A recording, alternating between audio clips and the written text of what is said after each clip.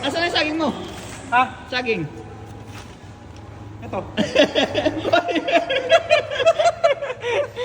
Andito tayo ngayon sa airport, sa Terminal 3. Dahil pupunta tayo ng CDO. CDO. So pupunta tayo ng CDO dahil atin tayo ng Mindanao Loop. Ayan o, kakain lang kami. Ang flight natin anong oras? 1:30? 1:20. So alas 12. Wala pa alas 12, andito na tayo. Yan nga pala yung cameraman natin, siyempre. Si cameraman niya ng Geely. In-house cameraman. Cameraman, photographer, editor.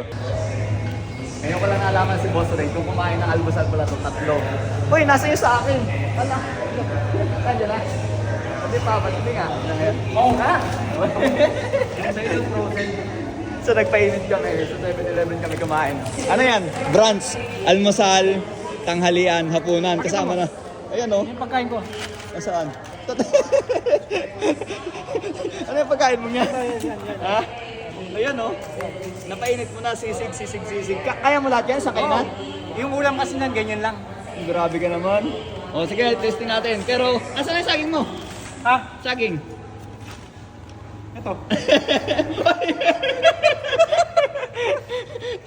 So ito na yung pagkain namin. Pork sisig yung in-order ko. Ayan o, pork sisig. Ayun o. Ganyan yan kasimple, walang pakialam sa buhay. Oh, ano yan? Para sa Boracay ka lang. Kakamap lang naman yan. Nakita ko kanina, nakasalubong ko yung janitor eh. Punta na tayo sa boarding gate. Yun o.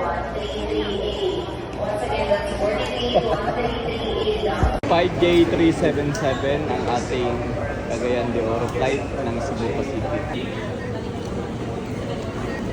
Ang hirap dito, bago ka makasakay ng aeroplano, papainitan ka muna. Ang init eh. Kakasakay lang sa bus. Parang may gatok yung hélice ah. Parang nakakatakot sa kaya no? May eh. Oo, oo. Palakas yung katok ah. Nakakatakot. Ma'am, pwede po magtanong? Ba't po ang ingay nung hélice nung ng tambutso? Tambutso. Ayun oh, ang ingay oh. Engine po yun, sir. Engine. Ayos naman yan ano? Yes po. Thanks.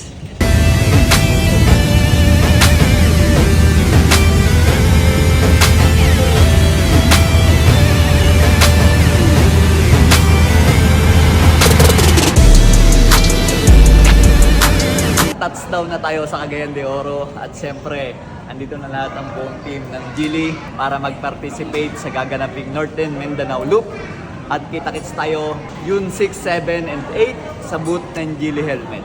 Alright, ride safe, kita-kits, let's go!